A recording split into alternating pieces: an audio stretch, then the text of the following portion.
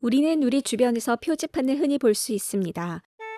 그것들은 우리에게 위험을 경고하거나 우리가 목적지에 무사히 도착할 수 있도록 올바른 방향을 가르쳐주는 안내자 역할을 합니다. 사복음서 모두 예수님의 기적을 기록하고 있지만 요한복음에서는 특별히 기적을 표적이라고 말하고 있습니다. 그렇게 함으로써 요한은 우리의 시선을 기적 자체를 넘어 표지판처럼 그 기적이 가리키는 방향을 바라보게 하고 우리로 하여금 평생에 걸친 신앙의 여정으로 초대합니다. 예수님을 처음 만났을 당시 요한은 아마 10대였을 것입니다. 어린 나이에도 불구하고 요한은 자신의 인생의 방향을 이미 알고 있다고 생각했습니다. 당장은 그의 친구였던 베드로와 안드레보다 더 많은 물고기를 잡는 것이었을 테고 몇 년 후에는 같은 고향의 여자와 결혼해서 가정을 꾸리는 것이었을 가능성이 큽니다. 그리고 몇십 년 후에는 아버지 제베데로부터 그의 형제인 야고보와 함께 기업을 물려받을 예정이었을 것입니다. 그의 삶은 물론 어려움이 없진 않았겠지만 전반적으로 만족스럽고 재정적으로 안정적이며 일반적인 삶이었을 것입니다. 그러나 요한의 삶의 방향은 예수님을 만난 날 완전히 뒤바뀌었습니다. 예수님은 그가 알던 그 누구와도 달랐습니다. 그분은 어두운 밤에 비춰진 한 줄기의 빛처럼 각계각층의 사람들을 그에게로 끌어들였습니다. 그분의 존재 자체가 생명을 발산했고 그 생명은 그분이 하시는 모든 일에도 넘쳐났습니다.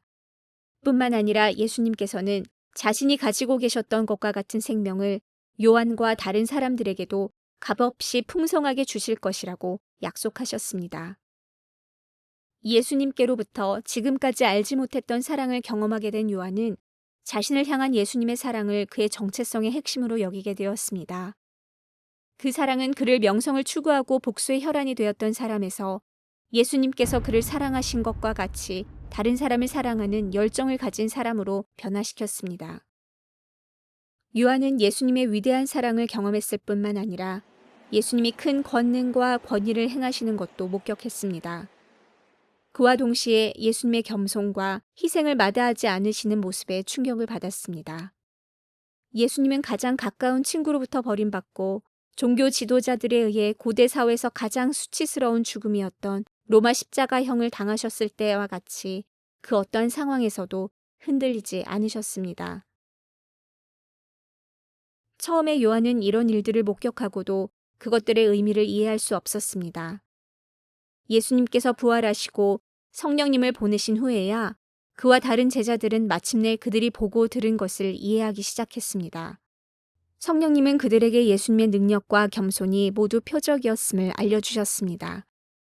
이 표적들은 메시아로서의 그분의 정체성뿐 아니라 세상이 창조되기 전부터 예수님이 아버지와 함께 나누셨던 영광을 가리켰습니다. 예수님은 성육신으로 우리에게 오신 하나님이었습니다.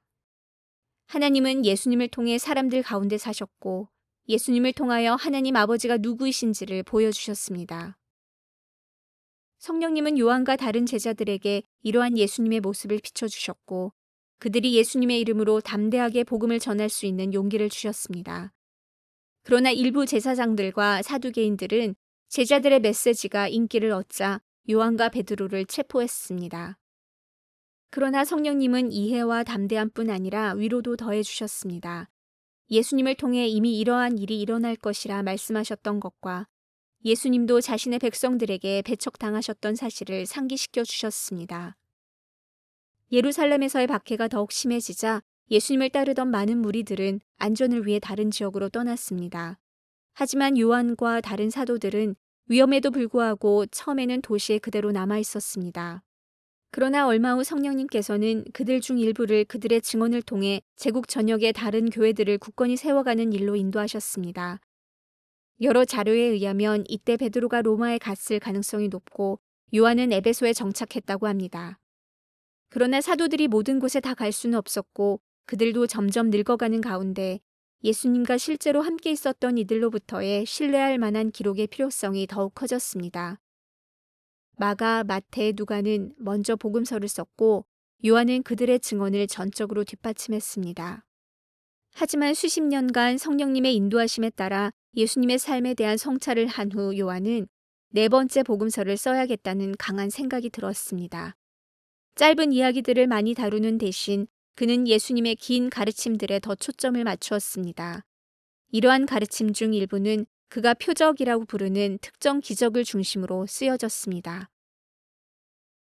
요한은 디아스포라에 있는 기독교 유대인들을 생각하며 이런 식으로 기록하였을 수도 있습니다. 이 유대인들은 예수님이 성경에 약속된 그들이 오랫동안 기다려온 메시아이심을 믿게 되었습니다. 처음에는 정기적으로 회당에 참석하고 안식일을 지키고 연례 축제를 기념하며 유대인 공동체 가운데 머물러 있었습니다. 하지만 예수님이 메시아이심을 확신하지 않았던 다른 유대인들은 그들이 설사 유대인 친척이라 할지라도 기독교인들이 그들의 예배에 참여하는 것을 원하지 않았습니다. 그 결과 결국 유대인 종교 지도자들은 유대인 기독교인들이 회당 예배를 참여하는 것을 공식적으로 막았을 수도 있습니다. 요한은 이러한 유대인 기독교인들에게 예수님이 메시아이자 하나님의 아들이라는 믿음을 지킬 수 있도록 그들을 격려하기 위해 이 복음서를 썼습니다. 그들의 민족의 상징과 이야기, 또한 그들이 평생 지켜온 예배의 요소들은 이제 오신 메시아를 가리키는 그림자에 불과한 것이었습니다. 요한은 예수님을 하나님의 은혜와 진리의 가장 완전한 계시임을 보여주는 표적들을 강조했습니다. 또한 그는 십자가가 예수님께서 하나님의 영광을 가장 온전히 드러낸 궁극적인 표적이라 말하고 있습니다. 예수님의 표적을 본 모든 사람들이 믿음으로 반응한 것은 아니었습니다. 오늘날과 마찬가지로 많은 사람들이 부정적으로 반응하거나 믿지 않기로 선택하기도 했습니다. 그렇다면 우리가 스스로에게 물어야 할 질문은 이것입니다. 우리는 표적이 말하고 있는 것들을 받아들일 준비가 되어 있나요? 다른 사람들이 동의하지 않더라도 표적이 가리키는 방향을 따를 것인가요? 이와 같은 표적이 예수님이 메시아이자 참된 삶으로 가는 유일한 길이라고 믿는 믿음을 지켜갈 때 우리는 요한복음의 효과를 적용할 것입니다. 이 비디오가 도움이 되었고 더 많은 영상을 보고 싶으시다면 저희 웹사이트에서 후원하실 수 있습니다. 또한 좋아요를 눌러주시고 답글을 남기시거나 채널을 구독해 주시길 바랍니다. 시청해 주셔서 감사합니다.